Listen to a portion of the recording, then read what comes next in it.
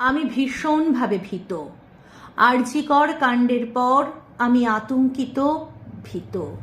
আমারও একটা কন্যা সন্তান আছে। আমি আমার মেয়েকে কোথাও একা ছাড়তে ভয় পাচ্ছি। আমরা কোন সমাজে বাস করছি যেখানে মেয়ের মাকে আতঙ্কে থাকতে হবে? মেয়ে যদি পড়াশুনোর জন্য বা চাকরির জন্য বা কোনো দরকারি কাজে বেরোয়, যতক্ষণ না বাড়ি ফেরে ততক্ষণ মেয়ের মাকে টেনশনে থাকতে হবে।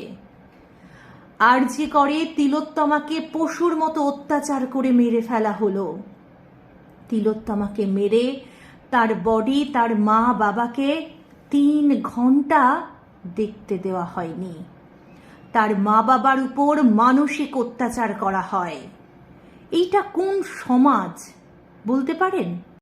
আর পুলিশ, আপনারা আমাদের রক্ষক হয়েও একজন মৃতার মা বাবার সঙ্গে এরকম করতে পারলেন? আপনাদেরও তো বাড়িতে সন্তান আছে। এরপর যদি আপনাদের সন্তানের সঙ্গে এরকম হয়, যদিও কখনোই কোনো সন্তানের খারাপ চাইব না, কারণ আমি যে একজন মা। আমরা সবাই চাই আসল দোষীরা চরম শাস্তি পাক, যাতে আর কেউ এরকম অমানুষের মতো কাজ করতে না পারে। কিন্তু তিলোত্তমার মা বাবার যে সব শেষ হয়ে গেল। এই ক্ষতি কোনো দিন পূরণ হবে না। আমিও একজন মেয়ের মা। আমি ভীষণভাবে বুঝতে পারছি ওনাদের মনের অবস্থা।